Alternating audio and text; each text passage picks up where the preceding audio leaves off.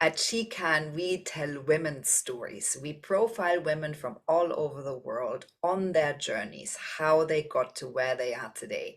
And I'm really excited to welcome Christina Coleman today. Christina, you are the Green Party parliamentary candidate for the new constituency of East Grinstead and Uckfield in Sussex, and you're the Green Party District Councillor for Danehill and Fletching. You did an MA with distinction in environment development and policy. And tell us a little bit about what you do now, Christina, and how you got there. Oh, well, thank you so much for having me here, and it's really exciting to be part of this conversation. So yes, it's been quite a journey, and I suppose if I track back, I can see, traits of it throughout my life. But I've definitely had quite a portfolio career doing lots of different things. But it was definitely, I definitely think lockdown was a reset moment, as it was for so many people. And up until that point, I'd been teaching dance, loving teaching dance in schools. Very much, I'd had 3 children, and it was very much about being there for the children, being a good mum, enjoying being creative, putting on shows and things. But I kind of knew I couldn't do it forever, and there's this kind of gnawing sense at the back of my mind that all was not well with the world, and I couldn't live in this halcyon, world of musicals forever. And so during lockdown, it was actually after doing some voluntary work actually with Brighton Together, part of the COVID response for the NHS nurses and things. And I started thinking I've really got to get more involved in a sense of social justice and in tackling the climate and biodiversity crisis. That'd been something that had always been strong, that I'd kind of been ignoring. And we live in this world of dissonance, don't we, where we know things we're doing are wrong, but we just carry on doing them anyway. And that the sense that it was wrong was just getting louder and louder. Anyway, so I did a master's degree, as you say, in lockdown, which was incredible. And it really opened my eyes and my mind, had some wonderful conversations with people. And I just grew in a way that I had been really hungry to do, I think, for many years, and had sort of put on hold. Definitely had that imposter syndrome before I started doing the masters, but actually really flourished and enjoyed it. And then after that, I also went into another bit of a slump because the situation was so much worse than I thought it was. I knew it was bad, but then when you actually stare the monster in the face and realize what is coming down the line and what our future looks like, and really contemplate it, it's really scary. And also you have that sense of responsibility to the children. What are you handing over? And the decline that's happened in my lifetime, the last 50 years, I've been witness to that decline, and I hadn't done enough to stop it. And it was that sense of panic that actually we need to do everything we can now to change this and change the trajectory that we're on. And so yes, I did the master's degree, and didn't really know what to do after it, or how to apply the skills I'd learned and the new way of thinking that I had sort of galvanized. And I applied for lots of different jobs, and wasn't particularly successful. And yeah, so with Natural England, Global Witness, various kind of organizations, and it's tough. I was approaching 50, women with very little experience in this field. So that was quite a strange place to be. But I got approached by the Green Party because I've always voted Green, and so I got approached to stand for district council. And it's actually when I was on an ecological walk with the Green Party, and just going to nature to kind of find that sense of healing and restoration that nature does give us, and that sense of hope. So it was on a walk, and then it was organised by the Green Party, and the county councillor approached me and said, would I stand? And so I kind of thought, well, it's something that I can do, and then began this incredible journey with the Green Party, which has been really very exciting. It's a very collaborative, supportive, energetic, purpose-driven organisation, very intelligent people, actually very well informed. And so we began canvassing and campaigning for the local elections back in May, and it was an absolute landslide. We managed to get it started in 2019, there were 2 Green councillors out of 45 on Wealden District Council. And come the May elections, we managed to get 11 district councillors, which was just, beyond our dreams. Even paper candidates that had hardly campaigned got voted in. I think I got voted in with a record number of votes, and that was predominantly because I was campaigning so hard against this massive planning application, which would devastate a vast area of land, 77 acres adjacent to ancient woodland, would affect watercourses. I mean, just completely wrong on every level. So I was campaigning against that, and that obviously galvanised popular support. And so I ended up absolutely, yes, winning, and then got made chair of Wealden District Council as well. And then I recently stood down from chair in order to campaign in the general election. So it's been quite a journey. What a journey, Christina. And I love it because it's really such a purpose-driven and urgent mission that you're on, and that you've now dedicated your or parts of your life towards. Christina, so what would you say is your main motivator now in this role, or all the different roles you have, but especially this role where you really fight for green causes within your area, Sussex? Yeah, so I think it's a sense of social justice, climate justice, and just the sheer weight of what we have to do, and it is the two parts of the crisis, which is the biodiversity crisis and the climate crisis, and those two are completely linked. Because nature provides all the solutions we need. Trees and vegetation are the best carbon capture and storage systems that we have, and soils sequester 80% of carbon in the land, and we're degrading our soils. So if we can answer the plight of nature, then we can begin to solve the climate crisis as well, and that will take other solutions, and we'll need to address our behaviors in order to do that. We can't just rely on nature, but we absolutely need to start restoring nature. So that's kind of at the heart of my mission, but also a sense of social justice. We've become an increasingly unequal society, and that is so dangerous and damaging. And we're seeing so much instability and crisis around the world, and that's very much driven by inequality. I think the 5 richest men have doubled their income since 2020. And because we don't have a growing economy, the more that they increase their share, the less everybody else has.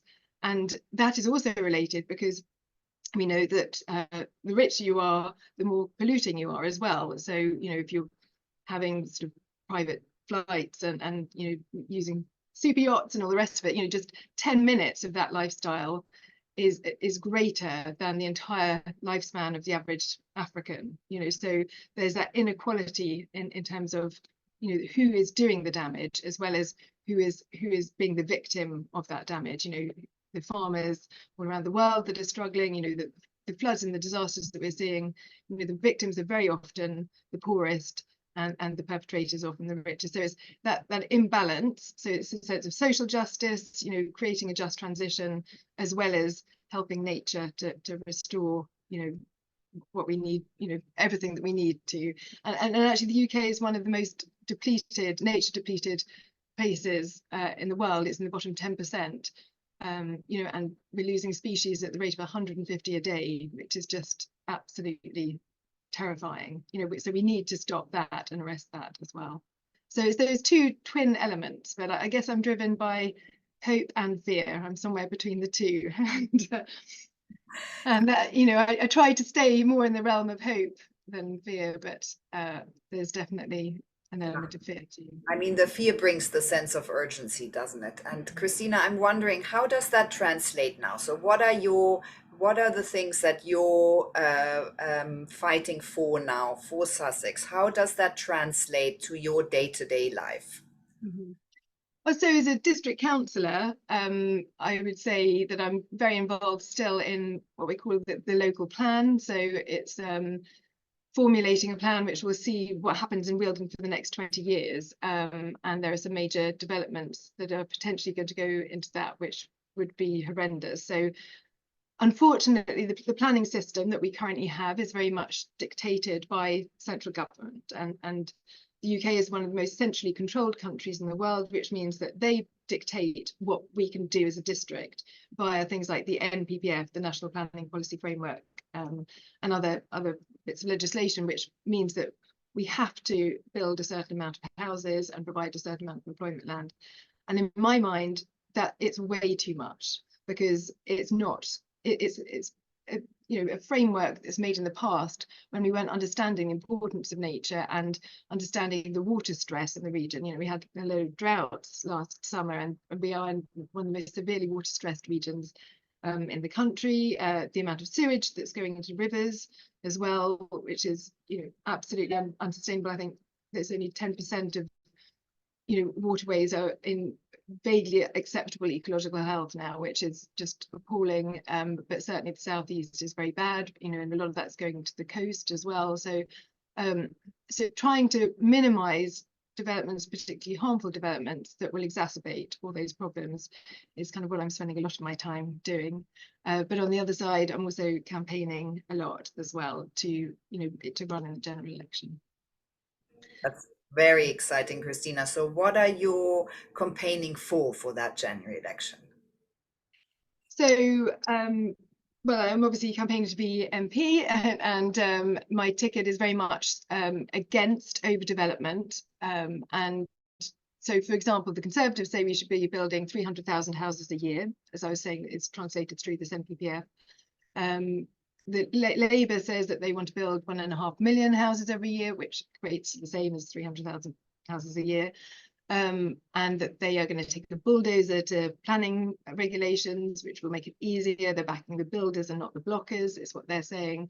So, this growth agenda seems to override any understanding of long-term needs. And we can't just keep on growing exponentially, because, the only things that grow exponentially naturally are cancers, and we can't sustain that kind of economic growth, because it's pinned on our natural systems. We're dependent on the natural world for everything. Every morsel of food we eat, every oxygen-laden breath we take, and yet we're destroying it, and it's costing us money as well. It's providing systems, ecosystems that sustain us and have economic value, and we're not paying for those currently at the moment.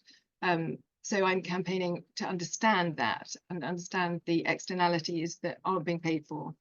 I don't know if that makes sense. Yeah.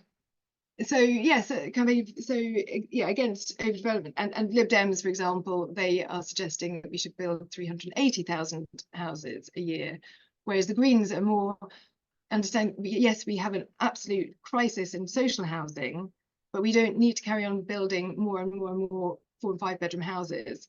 And we actually have more bedrooms per capita than we've ever had. It's just the distribution is so skewed that some people own multiple homes and other people are homeless. It's that imbalance, is that lack of distribution again. Yeah. Christina, thank you for shining some light on that very uncomfortable truth, right? Which is a very uncomfortable fact for many people. What would you say are your top qualities? What are you bringing to that table that makes you good at what you do you think? I like people. I like working with people. I enjoy conversations. I like sharing ideas. I do a lot of school visits, which I absolutely love. So I talk to the children, and they get it. It's so simple for the kids. They understand it. I was speaking to, I think he must be about 7 or 8 years old, and he goes, yes, it's like the world is like a giant tree, and we're taking an axe to it and we're chopping down the trunk, and yet we're balancing on this tree that's not going to so they see it, they see the jeopardy that we're in, and yet the people that are governing the country just seem to carry on with a blindfold, but more than a blindfold, with lies as well. Rishi Sunak keeps on saying, it's not a problem, we're leading in our response to the climate crisis. But it's not actually true, and because he keeps on saying we've reduced our carbon footprint, by 50% almost or something.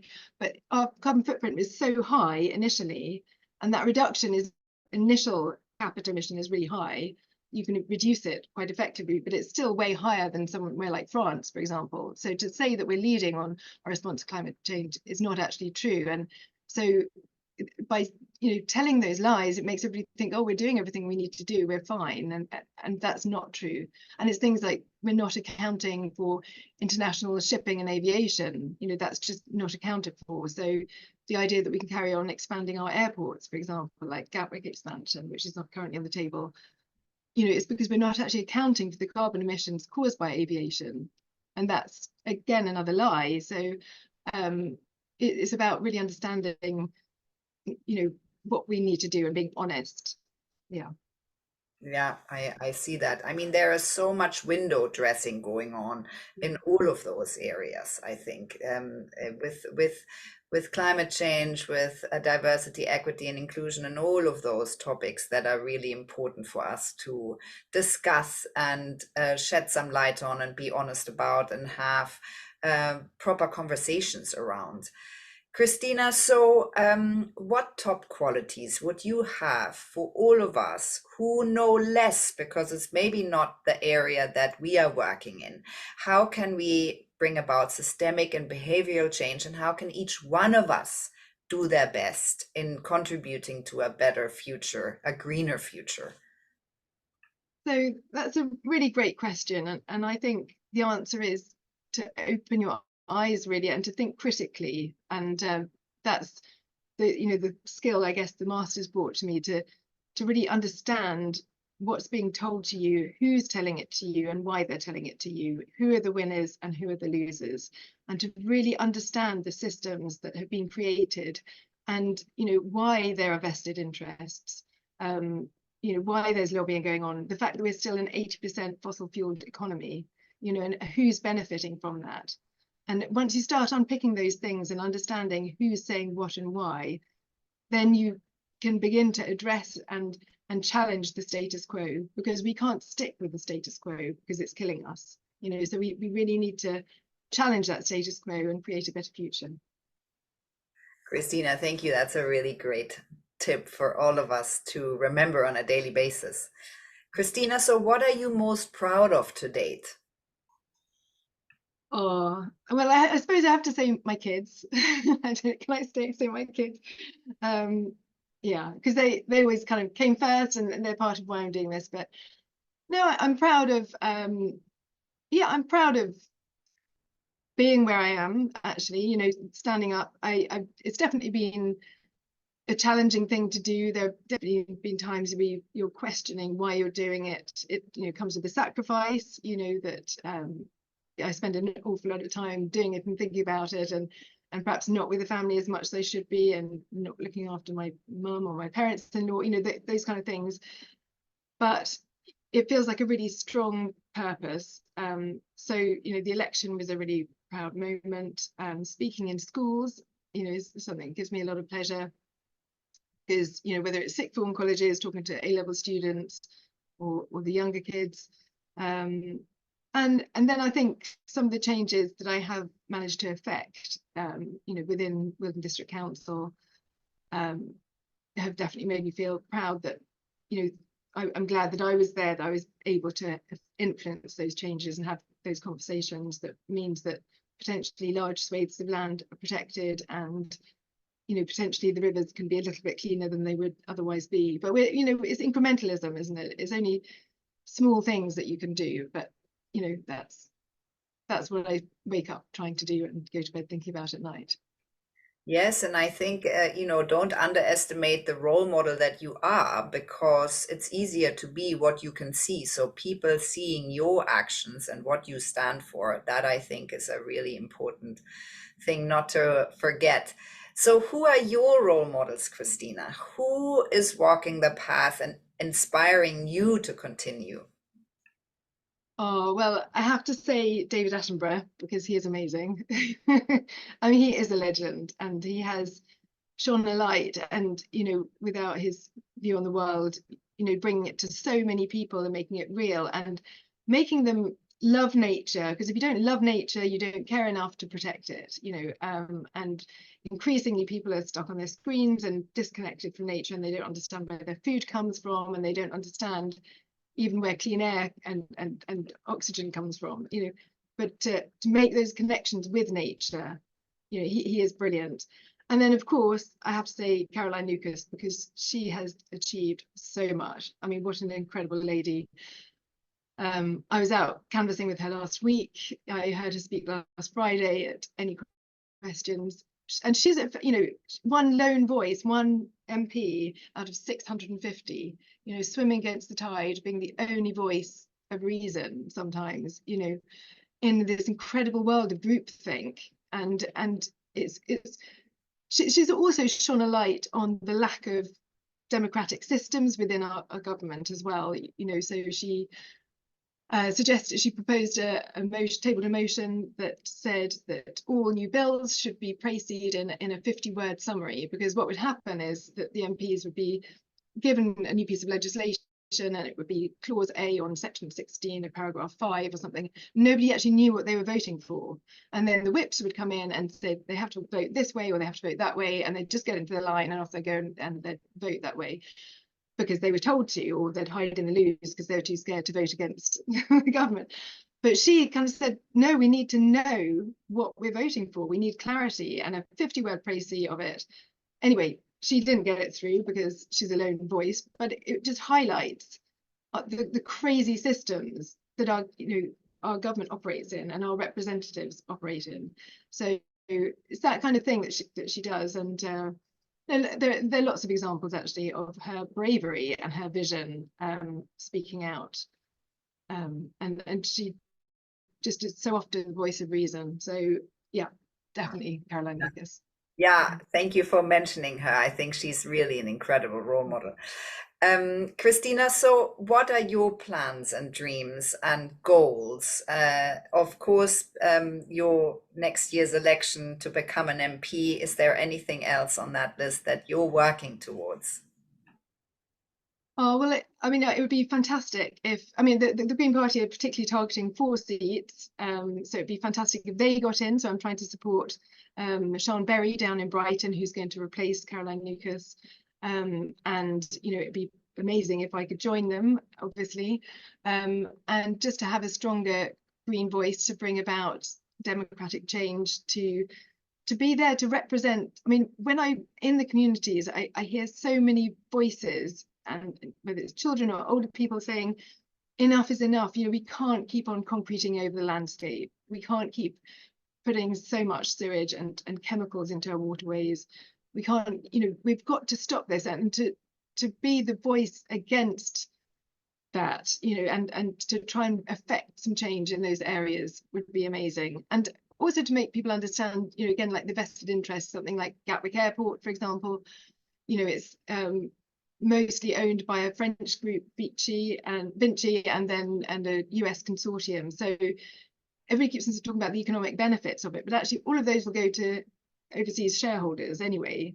And so it's understanding, you know, the machinery around the decisions that are made, and shining a light on that is what I'd like to, you know, be a part of, you know, revealing to people a little bit more, to make them think a little bit more deeply about the choices they make.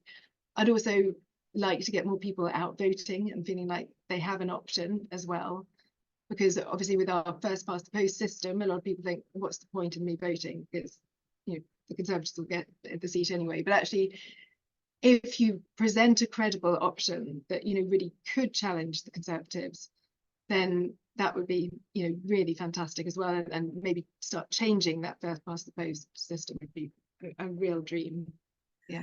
Christina, thank you so much for telling us your story today, for talking to us about politics, which is a really challenging subject in 2024 with 70 elections around the world happening. And thank you for your incredible level of purpose. Oh, thank you so much for having me here, and I wish you the very best of luck, and what a great story you tell as well. So thank you for that.